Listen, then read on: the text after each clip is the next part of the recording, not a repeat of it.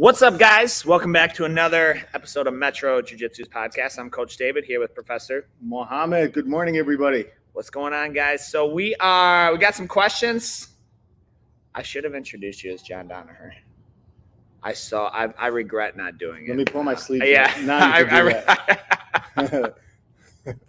I regret not doing that. That's okay though.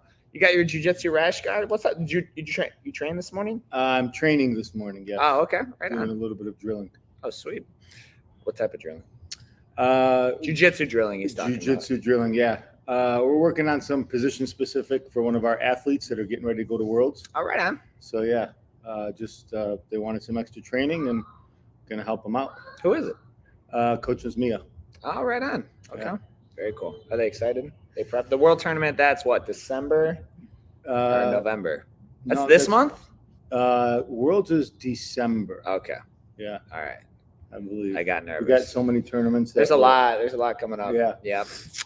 Jiu-Jitsu. We have one this weekend. We have one next month. We have so it seems like we're always traveling, competing, learning. You know what I've noticed? And I'm definitely like for my competition, I really want to go to the ones like where I can get the most matches in. I was talking with actually the last tournament I went to. I think I had 6 matches, and because I was in 4 different brackets, fought a lot of the same guys, but I saw some of the coaches having a conversation with like the wrestlers. They're like, man, I would love for jiu-jitsu to become as mainstream as wrestling. It's wrestling, like it's in high school. It's offered at a high school. Yeah. It's subsidized by the state. You go to a wrestling meet, you're going to get 12 to 15 matches. Yeah, that's a good point. Yeah, and I'm that's like, really where the experience comes in. Yeah, I'm like, man, like that would be like if you tell someone like, hey, how'd tournament go? I had 12 matches. They're like, bro, how many people were in your bracket? 100? Like all the same weight divisions. Yeah, so if they're having 12 matches, it's all their own weight division. I guess I'm not exactly sure how wrestling works, but that I think would be I think that's a big one. So we got some questions, and we're gonna go ahead and get right into these. Tyler, one of our members, says, what advice – that's a deep question for the first one. What advice would you have for someone looking to start their own small business? Professor, you've been doing this longer than I have. I'll let you answer, and then I'll give my answer. Advice starting your own business. Gosh, where do I start? Where do we start with that one? You know, there's lots of schools of thought. One of them is do what you enjoy. Another one is do what you're good at, you know. But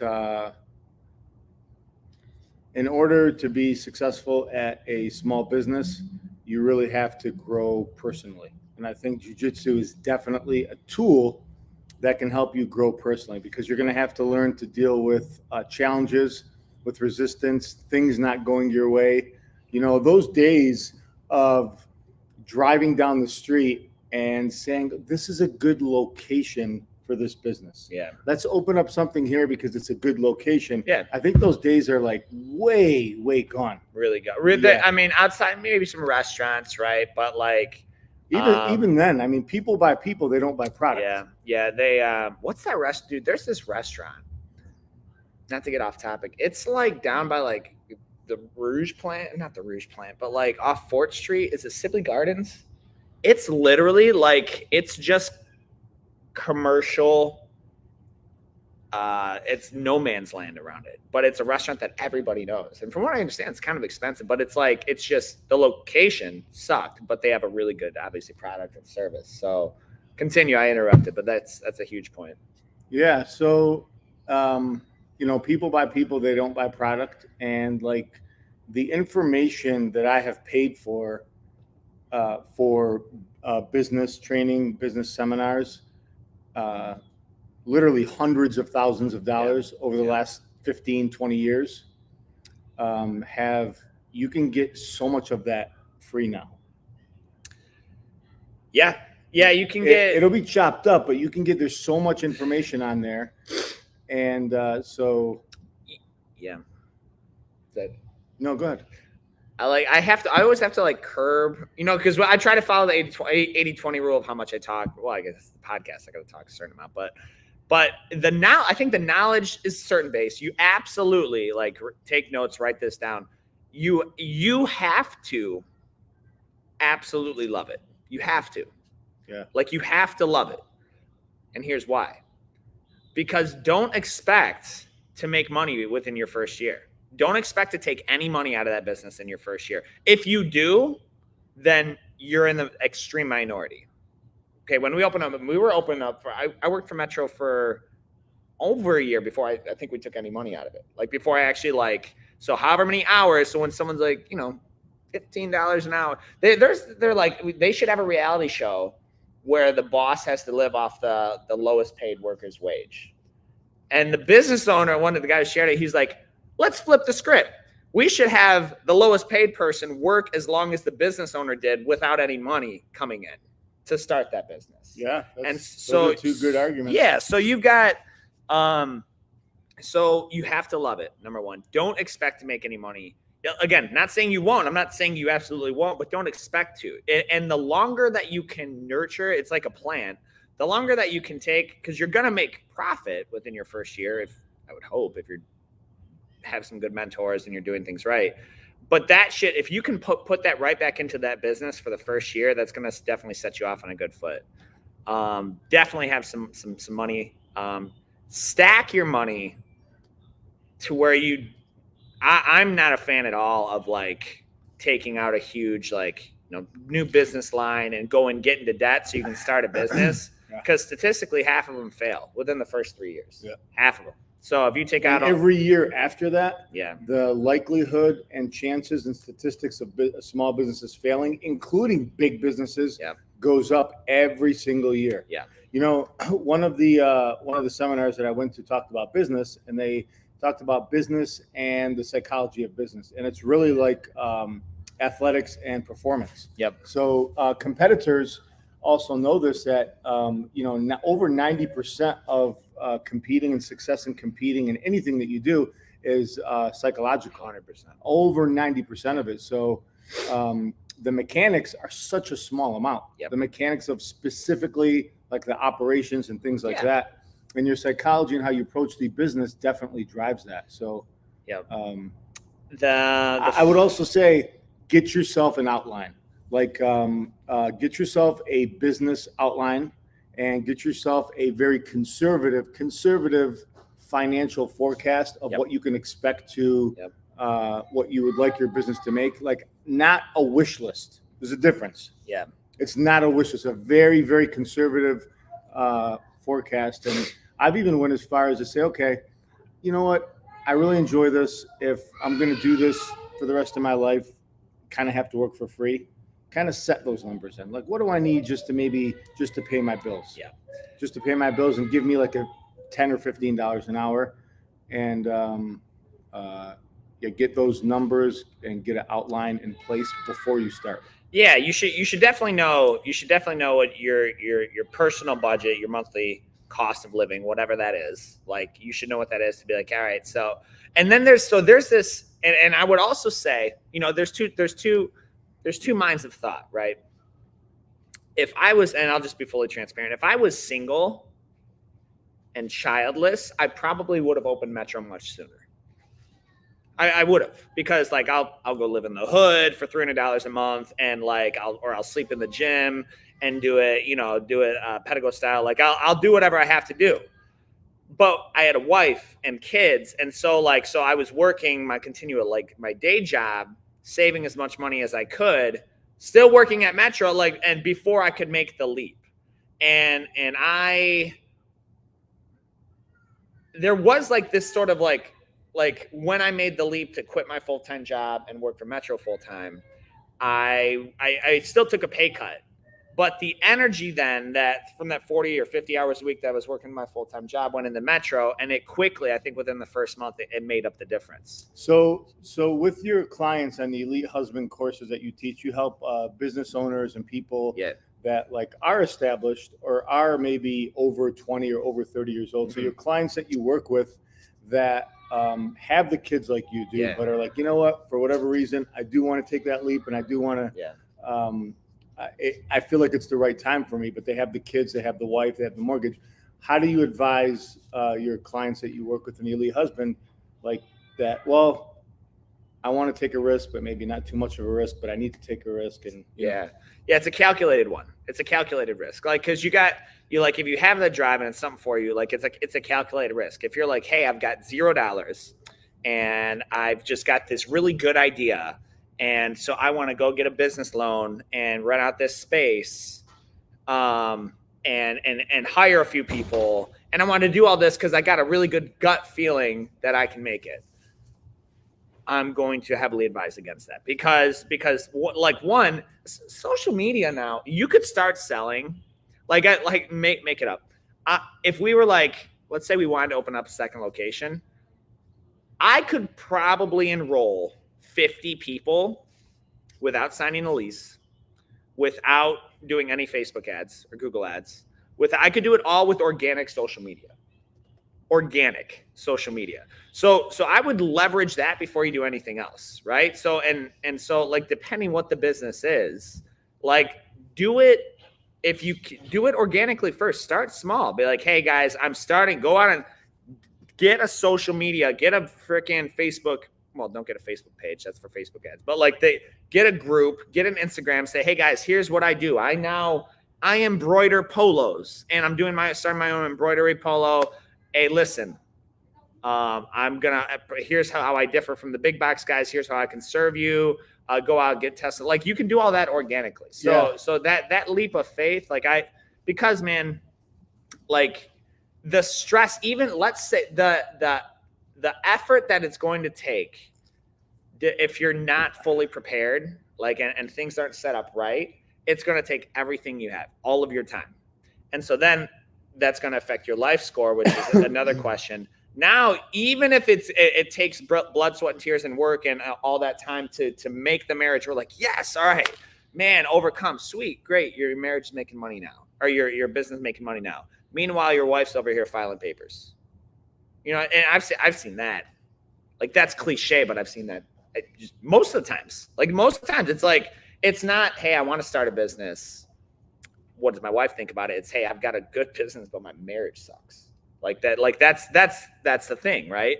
And so it's that balance. But those are key things. And then talk to somebody. I would say ultimately find somebody who is in the field of what you want to do, is successful, and be like, hey, will you be my mentor? Like I'm not even joking. I'm kind of being sarcastic here, but find someone who does what you want to do and duplicate that. And you know what? Duplicate that. It's that simple. So really. I'm reading Think and Grow Rich again, and in Think and Grow Rich, love that book. I'm going through it first time. Yeah. I will be rereading it though. You know, it's 100 years old, bro. Every time I hear anything about that book, every time gangster. But read that book. Read that book. Actually, Think and Grow Rich. Yeah. The mentors, because I have mentors too. You know what they'll say? Well, how many times have you read it? Can you name off the 12 principles? Yeah. Can you do it? So it's a good reminder that that's gangster. My favorite, dude. Not to nerd out. Like, when in the capitalism chapter. Yeah. If you're not capitalist, I'm sorry. It's probably some podcast or the country for you. But like so capitalist means you're not mad at Amazon. Is that right? I'm not mad at Amazon, okay. Honestly. Like, and he points out, like, and this was written in the 20s. He's like, here's the cost of a breakfast in New York City in the 20s. And he goes through, like, if you were to do this on your own without capitalism, it would cost. Thank you, Coach Christian. It would cost this much for the Canadian bacon, this much for the Chinese tea, you're millions of dollars to get you all the things that capitalism brought you in that diverse. It's like that pencil book. You know, if it would cost to make a pencil without capitalism, it wouldn't be possible, because the lead's from one area, the wood's from another, the rubber for the erasers, now the seals. So yeah, that's a gangster book. I love that book. So that's some good advice. Get yourself a mentor or somebody to that you could kind of follow if they had success. Another one is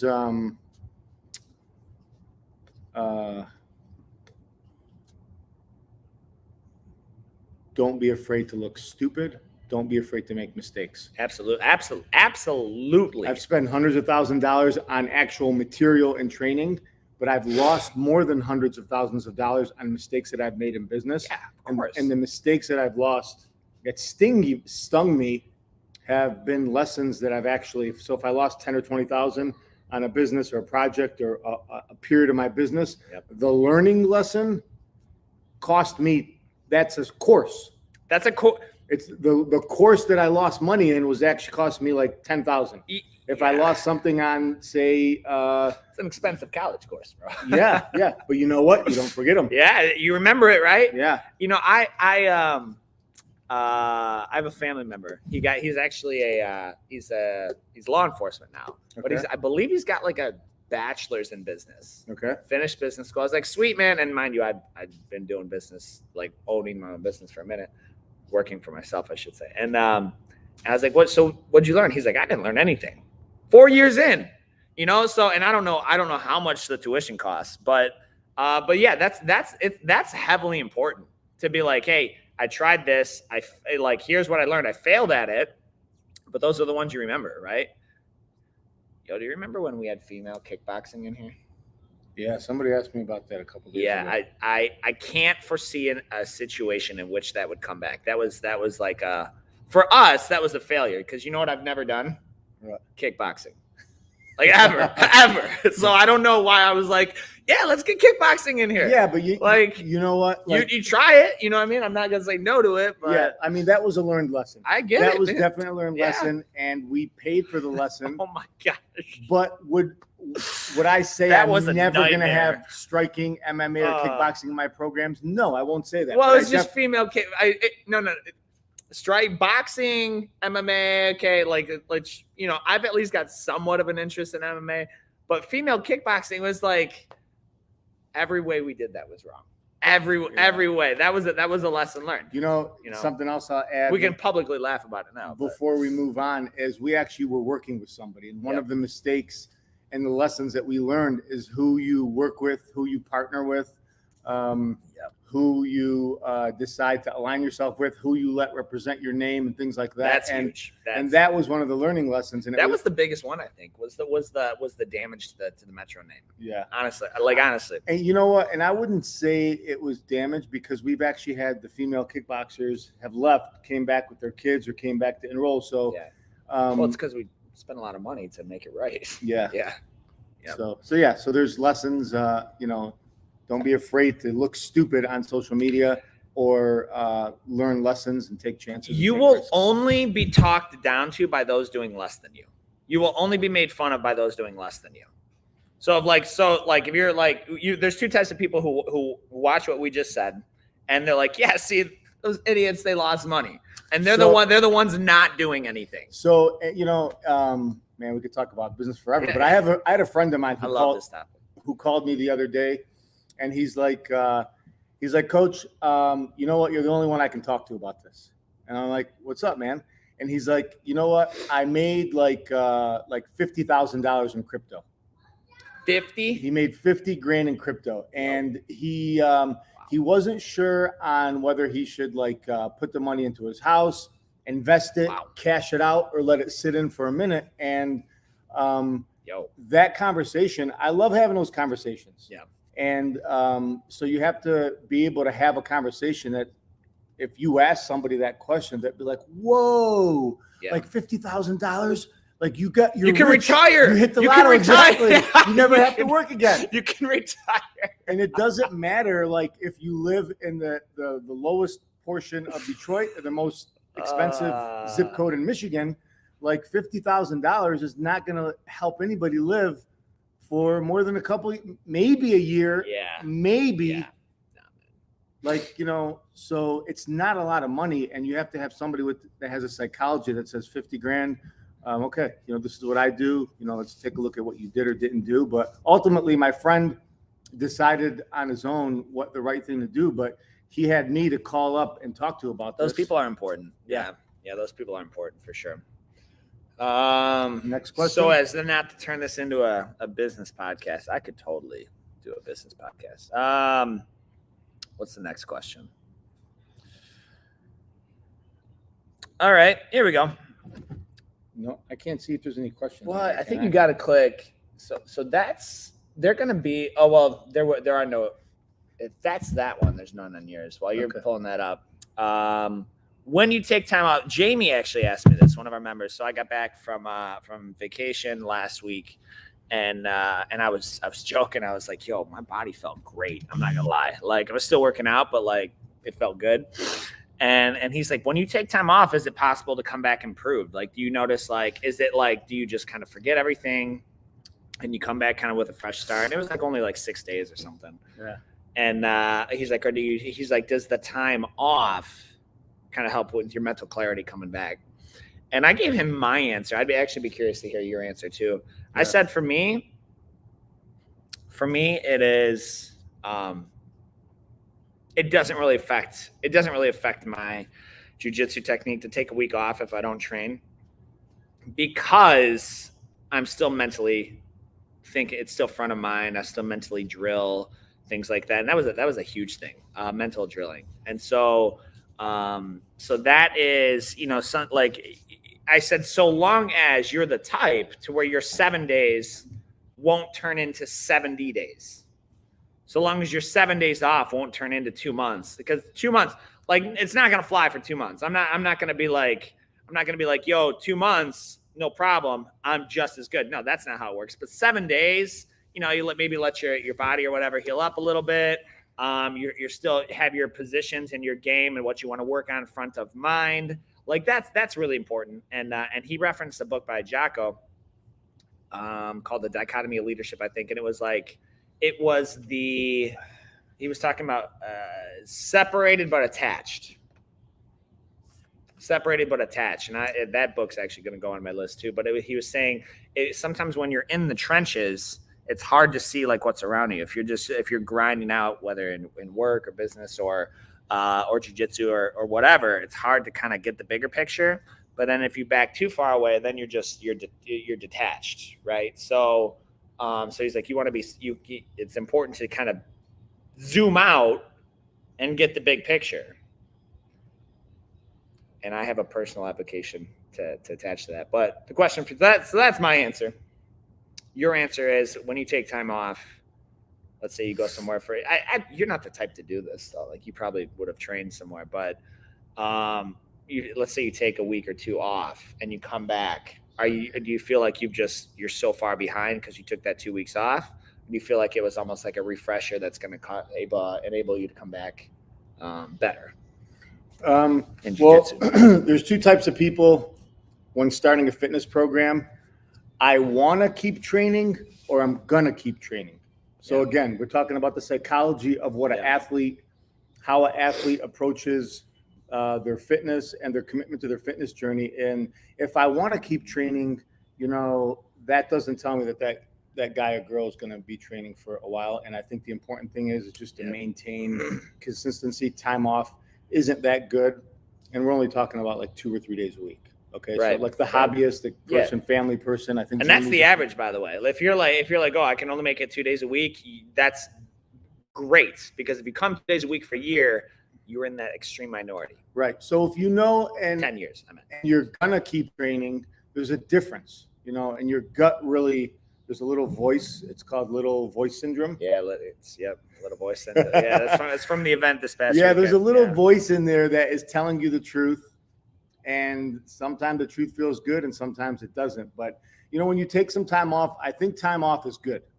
All right. I think time off is very, very good. It gives your body and your mind a chance to kind of recalibrate for when you come back. So time off is good, but you have to keep in track. If you have a job, if you have a career and you only do that job for 2 days a week for 5, 10 or 20 or 30 years, number one, you're never going to get a pension. You can't get a pension on 2 days a week. You're not going to build up enough money to get some residual. You're not going to build up a retirement off 2 days a week. So you got to keep that in mind. If you really want to get paid from your efforts in jiu-jitsu, you got to get yourself up to 3 days a week. And after the 3 days a week, a couple days, if you have to take some time off here and there, I think it's good. And if you ever decide, like I think Jamie has competed before, one tournament is an experience of like 3 months of training. Tournaments are important, man. Yeah. And bottom line, I mean, it's unfortunate because I view tournaments now through the eyes of like a business owner and a coach as opposed to a competitor. So it's a lot. It was much more enjoyable when I just had to focus on competing. But tournaments are important, and that's a really good way to test that. I would say, man, that's psychology. There's a few things I think that are important that to kind of just zoom out and expound on life, if you will. That dichotomy of leadership, that separate but attached thing, that's important with anything. Like in your work, I think you could apply it to your marriage, definitely with your kids. And have you ever had a day, just humor me for a second, you ever had a day where you're like, dude, nothing is going right? Yeah. Okay. And a lot of days, actually. And if you look at that and you're like a lot of days. Okay, so which part of that day, right? Well, I started at, bro, I was going to throw something through the Big B drive-through window. Like literally like this morning. Like, and like, bro, what is up with you? And I don't know, but Big B, you got to get it together.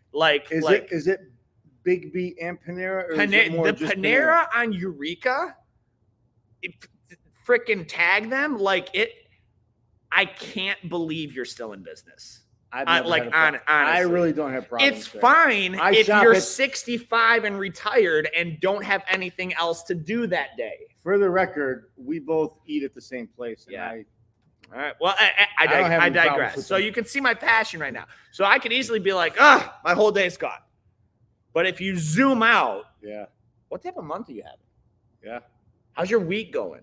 Yeah. And it's easy because if you just focus on the micro failures and ignore the macro wins, that's gonna F with your headspace. Our operations manager, we were at a leadership training this past weekend, and that's one of the things that she was talking about. Nancy was talking about is, you have to zoom out sometimes and look at what you've accomplished. Yeah. And as a athlete, as a person, what you bring to the table at home, at your job, sometimes it's a good thing to zoom out and look at the good that you've done and the good that you've accomplished. 100%. I do want to add, so I got a success story. Okay. Actually. So that's when you take time off jiu-jitsu. So I didn't train when I was out of town. I intended to, but the only class was 5 a.m. and I was like, it's a hard sell on vacation. It was not vacation. It was work. It was a leadership training. Well, but right before that, I was on vacation. Oh, though. okay. Yeah, right. Yeah, I was in Orlando. Then we went. So I take business serious. Yeah, I know. So yeah, I was actually on vacation with the family. So then I was still working out. I was still kind of watching what I eat a little bit. Yeah. Bro, I put on 8 pounds in 6 days. 8 pounds. 8 pounds in 6 days. And I have this game with Amanda. I can look in the mirror and I can tell her how much I weigh. Within a pound. I can look be yeah, I'm probably 191, 192. I'm probably 189 today. And then I would just felt really heavy and I was like, man, what's up? So then I got back in literally training and jiu-jitsu. And one night of jiu-jitsu, a lot of it's probably water weight, but in one class of jiu-jitsu, I'm down 5 pounds. And that's just and that's happened pretty much every time I go out of town or take time off like that. There's nothing like the jiu-jitsu to it's a full body. Now my body's sore, obviously, but it's a full body workout. And you don't realize how hard you're working, and it's the full thing. So it's just a success story again. To be you can run, you can do this, and that stuff's probably healthy. But the jiu-jitsu for a full body cardio workout, in addition to all the mental health stuff, I'm just every now and then I get a chance to remind myself of it. That's what will happen if I stop training jiu-jitsu. I'm going to be the fat overweight guy. That's free weight loss. There are weight loss facilities in Lincoln Park, Allen Park, Woodhaven, Taylor, Southgate, Romulus, weight loss and, getting energy in areas near you is what jiu-jitsu does. Yeah. So jiu-jitsu definitely it gives you the ability to lose. I hate to say it like that, but lose weight quick. Chad, Big Chad is probably watching on here. He's like one of our fans. He's like, yeah, it was a hard sell for my wife. She wasn't sure at first, but then I lost weight. She was cool with it. Like whose wife? Whose wife is like, you're gonna be like, right. Like she's gonna be like, I don't know, and then you lose 25 pounds. They're like, okay, all right, that was a good call. That's huge, man. So what's the next question on here? All right, my child with special needs. I don't think he'll be able to train jiu-jitsu. Okay. Stop talking like that. Is that a member? That's a question. That's one I got. It's come up to me a lot. I actually posted that one. Okay. Stop talking like that. Yeah. This really bothers me. When parents come in, they've never trained jiu-jitsu before at all. Their kids maybe never done any activity. And they're like, bro, we got to do a parents podcast. We got to do a podcast for parents. Yeah. Because I'll let you finish, but it just got me thinking about some parenting strategies that some of our really, really good parents could give some advice on how to not think like that. Because when you think like that, everybody around you looks at your kid like that. And that honestly, like that, it bothers me to the point of almost angers me. So Mrs. Smith comes in here and she's like, hey, this is little Johnny. Hey, Johnny, what's going on? Yeah, he's nervous. I don't think he's going to be very good at this because he's never done anything like this before, and he's not very athletic, and he has a really hard time focusing, and I don't really know if this is going to be for him, so we just want to try it out. You know what's probably going to happen with that kid? He's probably not going to be super focused in that class. He's probably not going to pay attention. He's probably not going to feel super coordinated, and he's probably not going to think he's going to do great at it. Yeah. Like, you as a parent, you have to – you're leading your child. You as your parent, you are a leader. You're leading your child. That's literally your job. Yeah. Your job is not just to keep them alive, make sure they're fed, and it's to lead them for success and set them up as success in the same way. So you need to lead them just like you would anyone else and say, hey, Scarlett, are you going to crush it today? You are going to, guess what? We're going to go try out this thing called jiu-jitsu. I think you're going to love it. Are you so excited? Absolutely. Yes, I am excited. And I know you've never done something like this before, but you're going to make a bunch of friends and have a great time. Does that sound like something you want to do? Yes. Cool. Follow me. I literally, there's been so many kids that I've coached for 2 or 3 weeks, either in our summer camp or jiu-jitsu or whatever. And they were normal kids to me. And then mom's like, yeah, I'm surprised he's doing well, being the fact that he's special needs or he's autistic or whatever. And I was like, guess what? I didn't know any of that. And so you take these things, these labels on your kid, and you anchor that to their identity, and you cripple them indefinitely. Stop doing that. So now that we got that out of the way, my kid's special needs, have them try it out. I've lost track of how many special needs kids that we didn't think were going to make it who do amazing. And I'll add this, if they're on the spectrum, they actually tend to get it better. They're highly functioning. Yeah. And, we talked to some professionals in the area of ADHD on the spectrum and things like that. And, when we were discussing this, one of the first things they said, as some of the most successful people on the planet are ADHD on the spectrum and have all these things. So, they're hyper sensitive to gathering information, processing all information. So not that it's, kids should be jumping off the walls, but you gotta keep in mind that we actually teach kids how to be ADHD. We teach kids how to be on the spectrum. Bro, I would love to we're giving them a playbook with here's your iPad and here's your phone and just take both of them. Yeah, he's watching video and it changes scenes every 6 seconds. I can't get him to pay attention for a 60-minute class. I wonder why. Yeah, well, because you're not spending 15 minutes to talk to him. You're like, here, shut up. Yeah, and go watch your pad. I'm guilty of this as well. It's so easy to it's like a magic button. Like it's so easy. Look, it's so easy. Oh my God, it's so true. You know, and parents watching, they know that, but just know that we are helping program our kids. Yeah.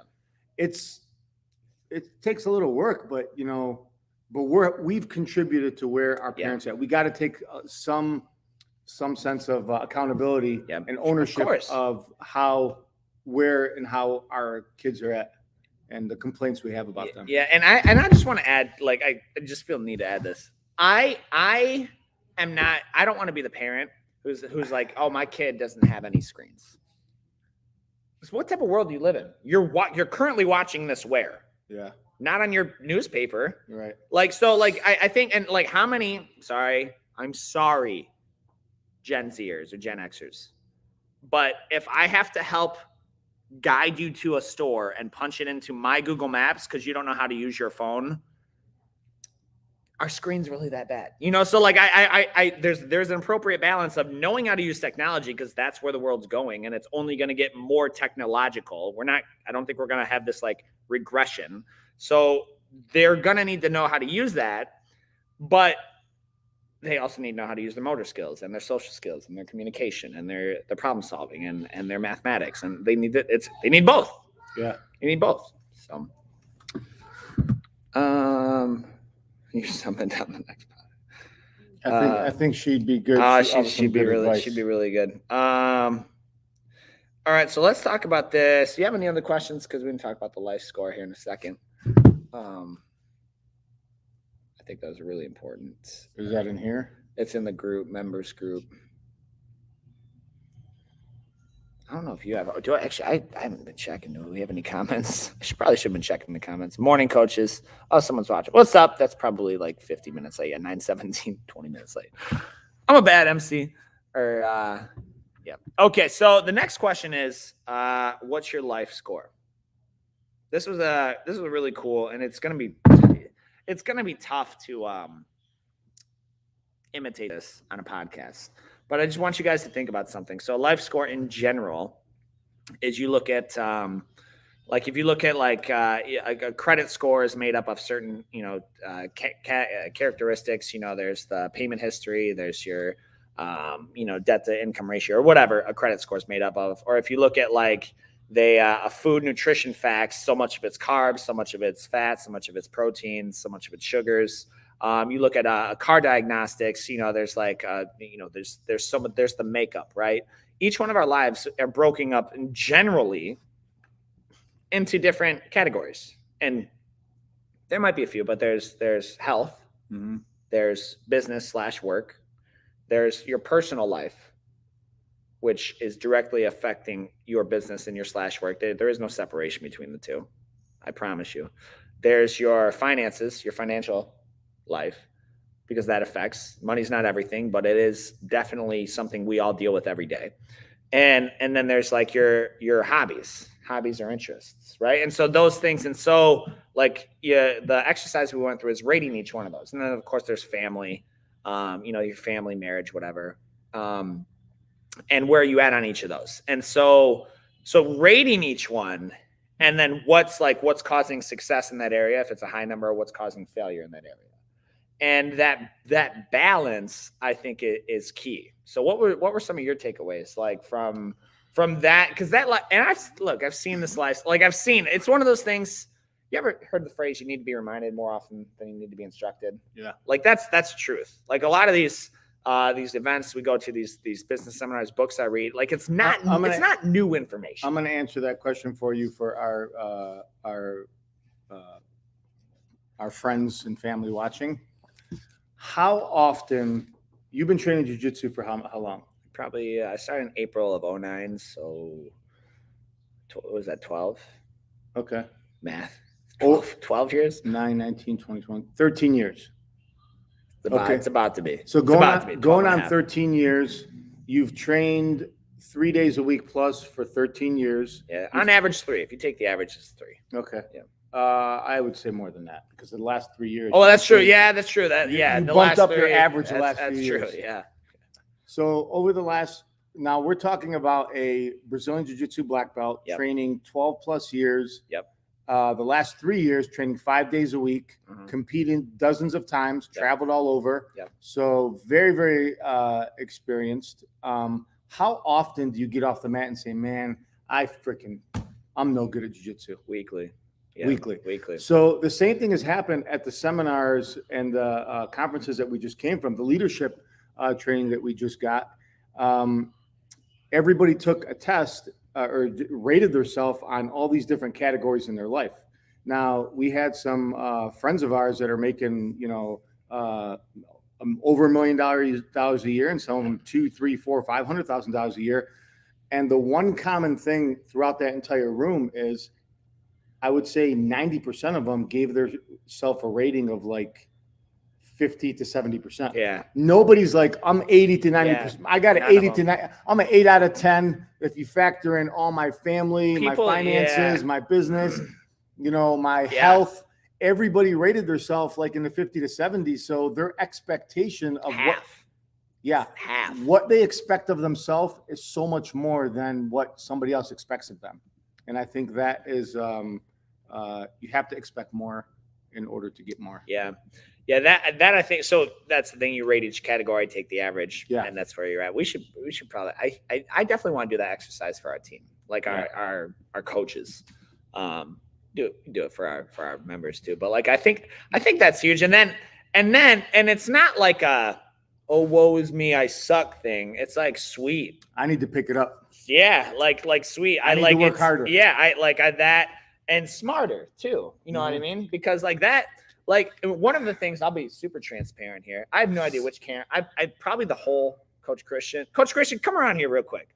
No, I want you to come around here. So if you follow any of our YouTube, TikTok, social media, Facebook, Instagram, this is the man that makes it happen. Okay, it's not me. Like there might be pictures of me or Coach Mohammad or whatever. But Coach Christian is the man that makes it happen. You have actually, I was in Tampa, Florida. People I've never met before. They're like, dude, you're YouTube. I've seen you on YouTube. Like, they're like, what's up, Dave? I was like, shoot, have I met them before? And they're like, your YouTube's awesome. And that's because you're crushing it, man. So I just wanted to publicly give you a shout out because people don't see you enough. You're always like behind the camera instead of in front of the camera, but you're doing amazing, bro. Thank you, Christian. And I'll say that to say I've probably been looking at the wrong camera the whole time. Like I've been looking at this screen, so if I'm sideways, that's it. But they completely lost my train of thought. Oh yeah, so it's easy to like be transparent with that. Is I'm like an area where I could totally pick it up is with my kids. Like that whole thing of taking your pad, that was like literally that was me. I was like landing. Bro, the terrible twos hit hard and heavy, and he'll just it's literally on the car right here. Like the "You're Welcome" song would stop playing because something, and it immediately started screaming, wah! And then I turn it back on, and I'm like, dude. So like with my kids, though, giving them a little bit more attention, and what that means though is a hard stop time for business. And if you're a business owner, especially a jiu-jitsu business owner, that's hard to do. It's really hard to do. Like to turn that off and say, okay, funnel that into like that. It's so hard to do. So hard to do. So that's like one area for me.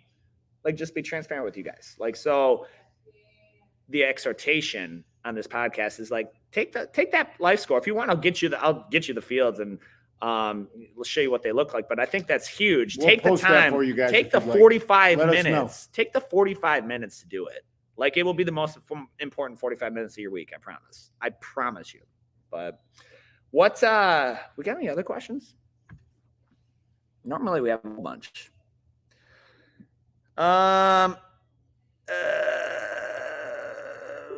Let's see. I think that's it. Hold on, I think I got one. You got one on yours? Otherwise, it'll be it. We'll wrap it up early. While you're pulling that up, I just want to like point out, hey coach, what's up, Leah? Thank you, Leah, for like letting StreamYard know who you are, because everyone else I just see Facebook users. So I was like, what's up, Facebook user? 872-301. LFA. We have a question from TikTok. Do we watch LFA? What is LFA? Currently Googling LFA. So I think the answer is no. Like, what is LFA? The Lexus LFA, is that it? Nope, that's not it. Legacy Fighting Alliance, American Mixed Martial Arts. So this is really funny.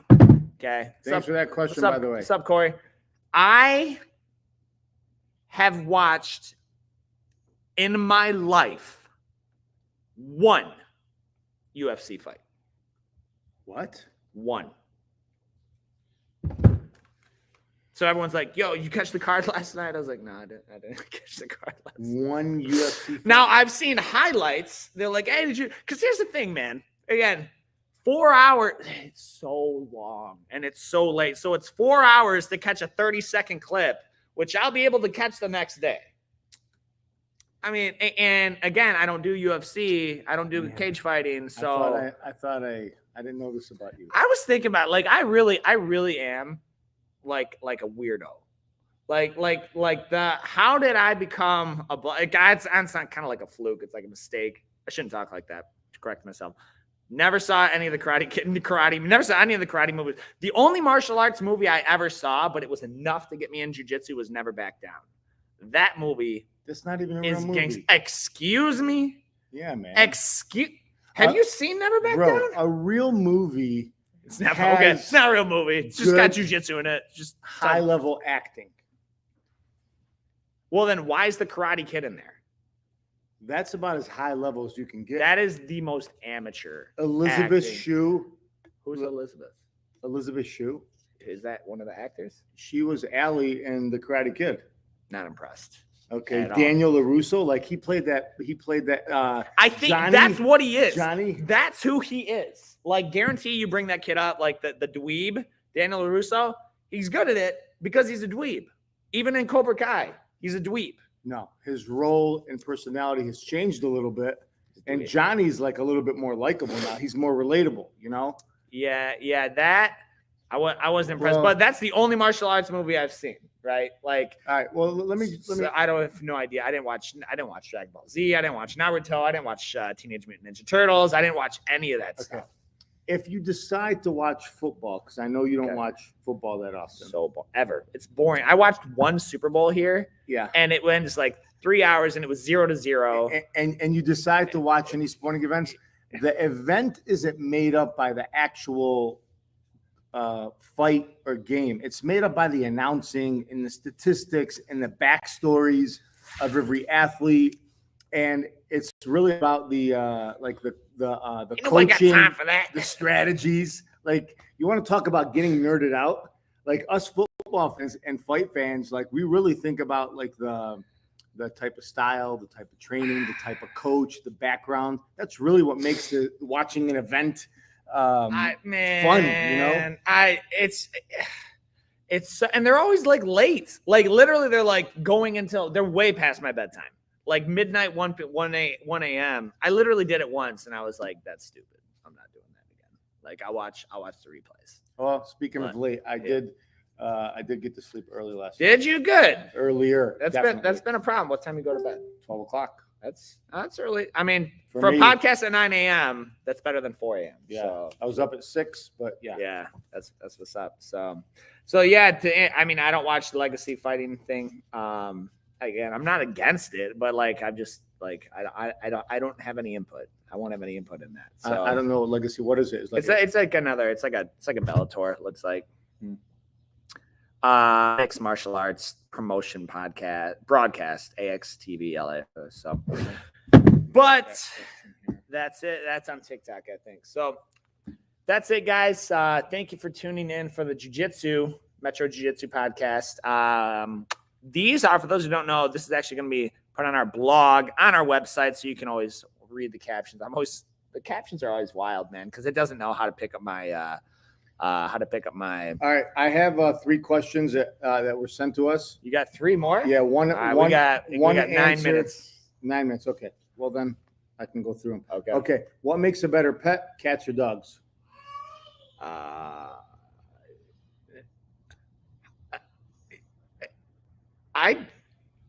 don't like pets.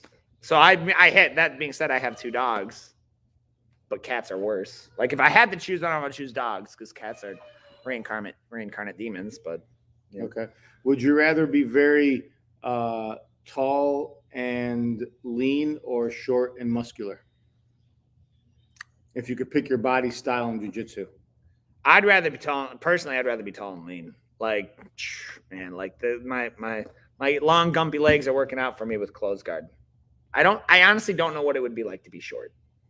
Like if I had to, like most people, it's very, very awkward for me to look up to somebody. Like I'm like, and if I'm looking up to somebody, like they're practically a giant. So, cause I'm 6'1", and but I just walking around a crowd and always looking up to someone would be really, really strange. Do you like training in the summer? Yes. In air conditioning or in the winter and heat? We try to keep it the same here. I hate like it's freezing. Excuse me, no, you don't. He's an AC junkie. I don't want it to. Okay. What does my body prefer to train in? Yeah, it's better when it's warm. The joints get moving fluid. But like no one wants to walk into a stuffy, like if you've never been in this building, like it doesn't smell like Rocky Balboa's gym. Like you walk in, it's crisp air, it's like comfortable temperature, it's not sweaty and sticky like a gym. Okay. That being said, I have no problem walking into that gym, like I'm not gonna name it, but like other local gyms, right? I have no problem walking into that gym to get a good workout in because I kind of like personally, I dig that. I'm there for that. It's just not what I want, like a jiu-jitsu academy to come in because mom's bringing little Johnny and it smells like sweat. That's what I mean. But do you guys have any friends? No. That cuss a lot. That you would say they're actually friends of yours, but that cuss a lot. A lot?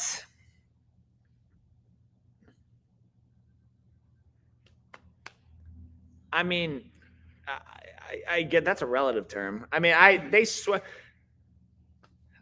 I'm gonna say generally no. I mean, like a lot.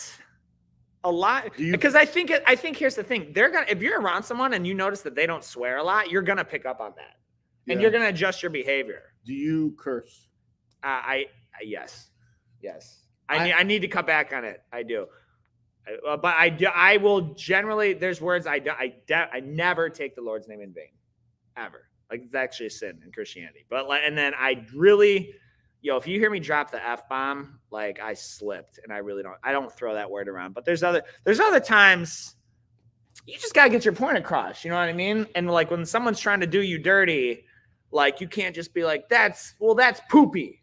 You know what I'm saying? Like you just got to call BS sometimes. You know what I mean? So like, I need to cut back on it, but I'm not going to sit here and lie publicly. I have lots of friends. The older my friends get in my life timeline, you could almost say the more they curse. The newer friends over the last like 5, 10, 15 to 20 years, the less they curse.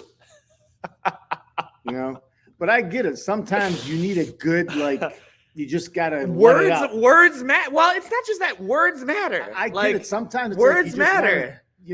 Just scream the curse word. Yeah, listen. When you got a Karen who's asking to meet the manager and she's getting all loud and rambunctious, okay, there's a certain word that defines the way she's acting. And sometimes there's no other word that can describe that. All right, next question. Get what I'm saying? Would you rather be good at sports or good at test taking? Like test. I'm not super great at either. To be honest, like I'm not super great at either. I'd rather be good at problem solving. Yeah. So I don't know. Test taking. When we hired, I'd love to get Christian. You back there? I was kind of calling. Yeah, I think he's in the back. Hey, come up here real quick. Sorry to make you run. Hey, I got a question for you. You're gonna see where this is going in a second. Hey, did you ever give us a resume? Did you ever send in a resume? No, I don't think I sent in a resume. Okay. Like, yeah. So, and here's my thing with tests is like, I feel like you can't sum up what a person knows on a piece of paper. Okay, I would rather be good at, I would rather be good as an athlete than good as a test taker, because in order to be good as an athlete, you have to prepare. Yeah. You have to study. I get that. You know, you have to, there's a lot of things that are going into it. So I feel like it's subjective. You know, like if they attempted it, like they made a nice hard attempt, like you could see the effort was there. In the test? Yeah, in the test, like it's just like a resume. Like if you look at the resume, you see like a steady work history. You know, the person's like dependable. If you see a resume and it's choppy every 6 months. I don't have a resume, You know but what, bro? it would not look good. I was having this It would not look conversation good. with somebody Thursday. Yeah. Thursday, I was having this conversation about. Yeah, you're good, man. Sorry. Hold on. Yeah, Come here. You're doing such a great job. We should have him on our podcast. You have good insight on it. I talked to Coach Christian on his insight a lot. So yeah, Coach Christian has he's been doing our social media. He's been doing an amazing job, and he's actually an athlete here as well. White belt crew, for now. So yeah, I was having this conversation with somebody, and I hired somebody a few years back at one of my nutrition stores. Yeah. So I call up my wife, and I'm like, she's like, okay, how'd the interview go? I'm like, well, it went good. I'm going to hire him. She's like, okay, good. Tell me about him. I said, well, he had tattoos down his fingers. He had shaved head. He had a shaved head. Yeah, he's got. It's not Coach. It's not Coach. No, Christian. it's not Coach Kristen. He had a shaved head. He had tattoos going up here. Neck tattoos. All right, that's. No bullshit. Did you do any time? He was in jail for like 4 to 7 years. What did Nancy say? She's like, I'm sick of you trying to help people. What is your problem? You're always trying to save the world. Listen, man. Listen. Hold on a second. That was probably one of the best employees I've ever had in my life. And one of the That's second best employees I had outside of him, a guy who was in jail for 27 years. Bro, I'm telling you, like people change. You can't judge a book by its cover. And I would call them outliers, but you're right. Yeah, and outliers. Yeah, so that's my land. That's my thoughts on that. You're the man. Thanks. What are you working on today? What's the content you're working on for us? Today, like I'm not even sure yet. I know we've got another testimonial coming today. Yeah. No, you're getting with Coach Sarah, right? You're doing all the. Yeah, I'm doing all the employee interviews. Yeah, he's doing the bios. So you're doing the bios. Let's make sure. I want to use some of this footage with you in it this week because we never see you. So like if we could get like you. Gotcha. Yeah, I definitely want at least 2 days. People need to know who you are. So All right. Christian, what's the highest amount of likes that you've gotten on any of your posts? Any of my posts, working on any of Metro's posts? Yeah. 22,000. Is it? No, Wait. Start over. Is it more for yours? Do you have more that you have a personal post that? Yeah. Last week I made like a little video. I was literally just messing around, and that one video got 28,000 views, and it has more likes than all of Metro's page. Though just the one video has 46,000. What was the video? John Stewart talking about our capitalist society. Who's John Stewart? Was it a good capitalist? And was he tearing it down, or was he saying? No, like a lot of people had stuff to say, like they're debating about it. But basically, all the video was him talking about there's a problem. You know, like people think we're socialists when people say we want universal basic income or we want universal health care, but corporate companies get bailouts like the bank. I get that. The airline industry. And he's like, so aren't we already a little socialist? There's a problem. I get that. And yeah, so I just clipped that and clipped this other piece and put it together, and a lot of people got interesting. That's really interesting. You know, more than all of Metro's likes combined. That's gangster. That's what's up. It was interesting. I had to shut it down. Well, cool, man. Thanks, Coach. You're the man. Thanks, Coach Christian. So, guys, it's 10 o'clock. We want to start on time, end on time whenever we can. Corey DeBoot says, Born a Champion is the best jiu-jitsu movie. Never seen it. So, I'll have to watch it. But, all right, you guys, thank you so much for tuning in. We'll see you on the next podcast.